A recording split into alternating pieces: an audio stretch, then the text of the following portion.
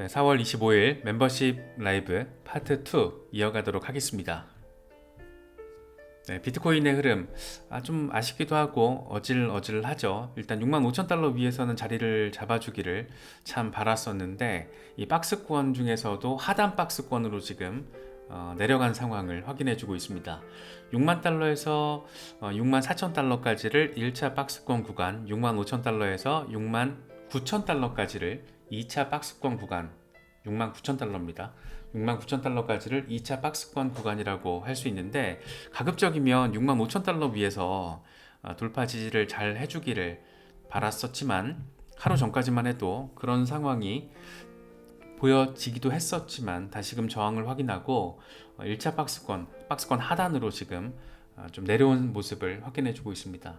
일단은 6만 달러 위에서 자리를 해주는 것은 긍정적인 부분이고, 비교적 최근이죠. 2월 초만 하더라도 비트코인이 4만 2천 달러 부근에 자리를 하고 있었습니다. 그러다 급격한 폭등을 하면서 7만 3천 달러 찍고 지금 20% 수준의 조정을 받고 있는 거라, 사실 지금 이 상황 자체는 전혀 문제가 없는 흐름이라고 보는 게 맞습니다. 4만 2천 달러에서 7만 3천 달러까지 가는데 두 달도 안 걸렸잖아요. 그러고 나서 지금 6만 3천 달러 위에 자리를 하고 있기 때문에 사실 개미 입장에선 좀 아쉽게 느껴질 수는 있지만 자꾸 빠지는 것 같으니까, 원래 개미 투자자들로서 일반적인 개미들, 그냥 적당한 경험과 적당한 시드를 투자하고 있는 일반적인 개미들 입장에서는 사실 계속 올라가는 것만 기억하잖아요. 계속 올라가는 상황만 바라고. 이게 어쩔 수 없는 개미 한계라고 저는 생각을 하는데, 좀 아쉽지만 그동안 엄청난 급등을 했다라는 거를 생각을 해보면 이 정도 상황은 쏘쏘하다 정도로도 충분히 바라볼 수 있다라고도 말씀드릴 수 있을 것 같습니다. 애쉬 크립토도 거의 똑같은 얘기 하더라고요. 비트코인이 지금 6만 4천 달러 부근에서 거래가 되고 있는데, 내 피드를 보면 사람들은 마치 비트코인이 2만 달러에 도달하는 것처럼 그렇게 행동하고 있다. 조금 더 이제 직설적으로 표현을 하면 완전 호들갑 떨고 있다. 왜 대체들 왜 그러는 것이요? 이런 얘기 지금 하고 있는 거죠. 지금 15,000달러대에서 7만 3천 달러까지 펌프 했잖아. 이거 기쁘게 받아들인 것처럼 이런 조정도 그냥 그렇게 받아들이면 된다. 지금 비트코인은 10만 달러를 향해서 잘 가고 있지만 이게 직선이 아니다. 직선으로 나아가는 건 없다. 지금 필요한 건 뭐다? 인내심.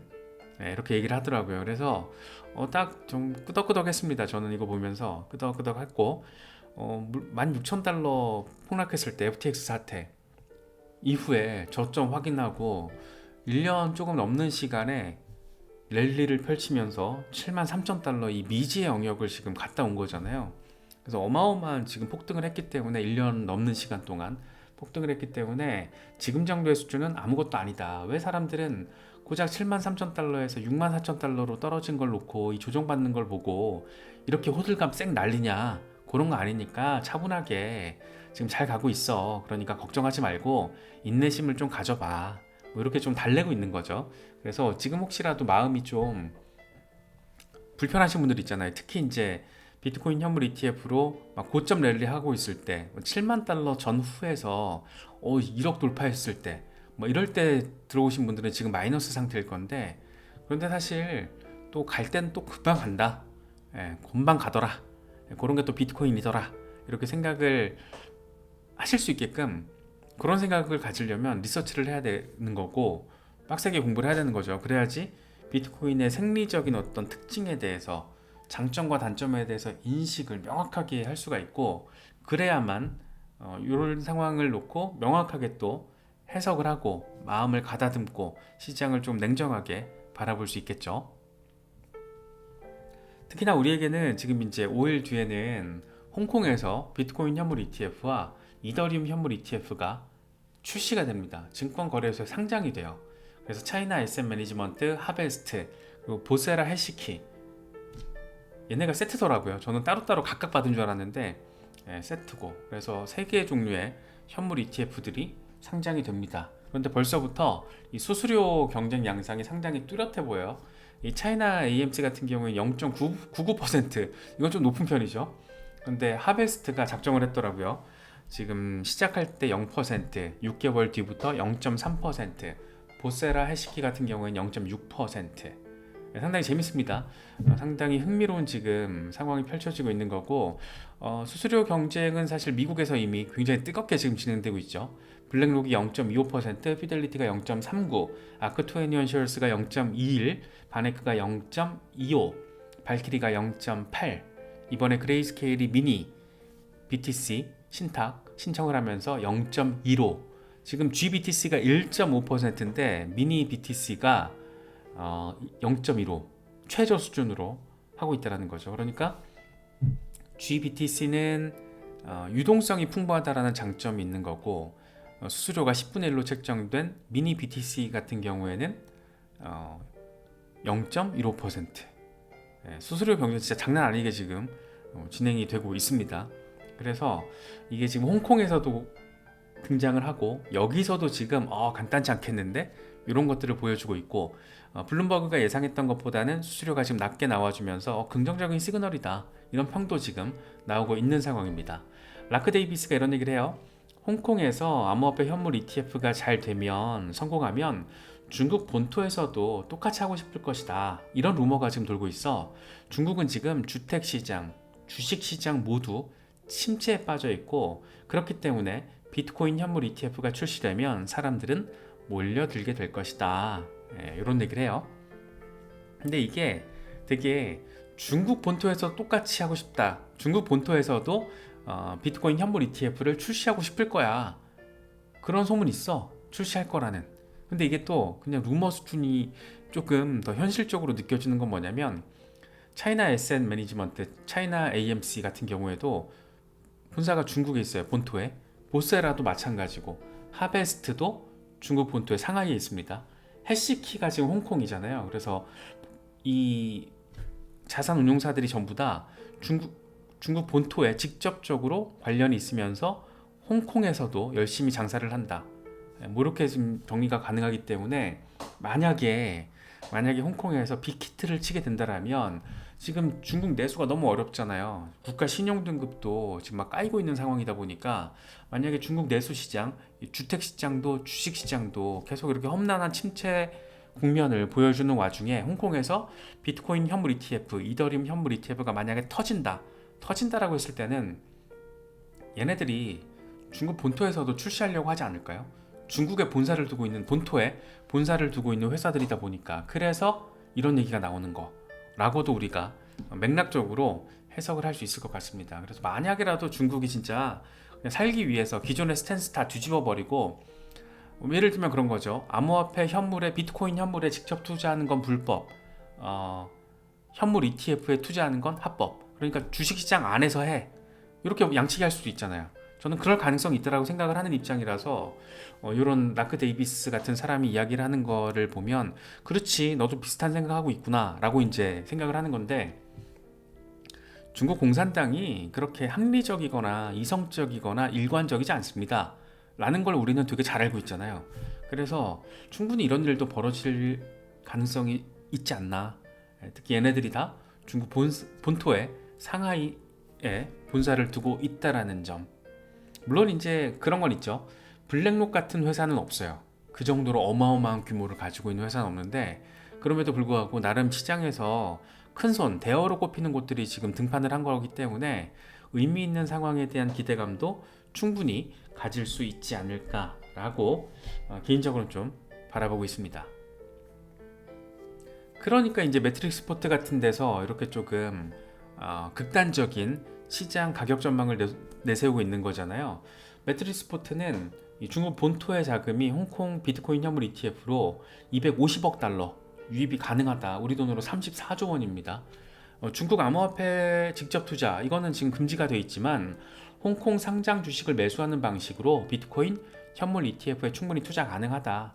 갈 곳 잃은 투자금들, 주식시장도 주택시장도 망가진 상황에서 갈 곳 잃은 투자금들이 지금 금으로 갔잖아요. 중국 본토에서도 금.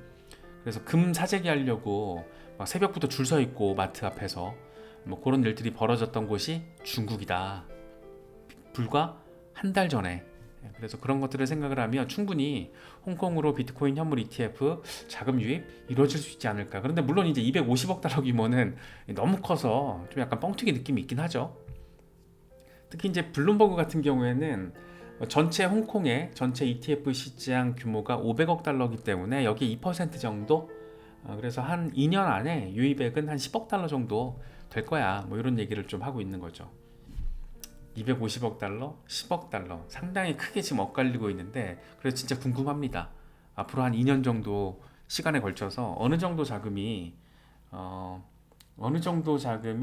이쪽 홍콩 암호화폐 현물 ETF로 들어오게 될 것인가, 상당히 궁금하게 느껴지고, 전 개인적으로는 기대감이 좀 더 큰데 또 모르죠. 블룸버그의 전망처럼 이렇게 조금 보수적이고 좀 낮은 규모로 갈지 뭐 모르는 건데, 그래도 어느 정도 희망을 가지고 좀 바라봐야 되지 않을까. 무엇보다 아시아에서 지금 첫 번째 비트코인 현물 ETF고 우리나라에서도 어떤 긍정적인 영향을 받을 수도 있는 그런 상황이라서 조금 더 긍정적으로 바라보는 게 좋지 않나. 뭐 개인적으로는 그렇게 바라보고 있습니다. 그리고 오늘 이거 재밌더라고요. 비트코인 채굴 난이도가 올타임 하이 찍었어요. 사상 첫 88 테라해시. 와, 88 테라해시? 어마어마하죠. 난이도 조정 당시 평균 해시가 644 엑사해시. 엑사해시가 1경이잖아요. 테라해시가 1조. 어마어마한 숫자가 지금 비트코인 네트워크에서 지금 확인이 되고 있는 겁니다. 다음 난이도 조정은 한 13일 뒤로 예상이 되고 있는데, 이때 88.95 테라해시로 지금 상향 조정될 것으로 예상이 되고 있습니다. 다시 말해서 새로운 올타임 하이가 지금 나올 가능성이 있다라는 거죠. 안 그래도 반감기 이후에 지금 엄청난 공급 충격이 벌어질 수 있는 상황이고, 현물 ETF를 통해서 엄청난 수요 충격이 이미 발생하고 있는 상황인데, 와, 비트코인 네트워크에서 이렇게까지 채굴 경쟁이 심하다고? 야, 어떻게 되는 걸까? 희소 가치는 언제 어떻게 되는 걸까? 뭐 이런 기대감을 조금 주는 거죠. 지금 단위가 조금 헷갈리실 수가 있는데, 채굴 난이도 88 테라해시. 채굴 난이도는 이 블록 채굴에 필요한 계산 문제 복잡성, 채굴자가 풀어야 하는 문제의 어려움 정도. 그런데 이게 지금 88 테라해시라는 거는 조금 이렇게 전문적인 표현을 하면 존나 어렵다, 뭐 이 정도로 표현이 가능할 것 같고, 이 평균 해시 레이트는 이게 지금 644 엑사해시를 기록했다라는 거잖아요.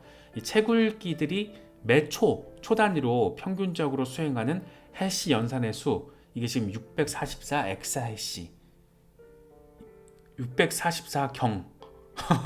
이게 숫자가 어마어마한 거죠. 그래서 채굴 난이도와 비교했을 때도 테라해시가 조, 엑사해시가 경이니까 이게 지금 얼마나 큰 숫자인지 조금 감이 좀 오실지 모르겠네요. 저는 잘 안 와요. 너무 커가지고 약간 무덤덤하게 느껴지는데, 아무튼 엄청 빡세다.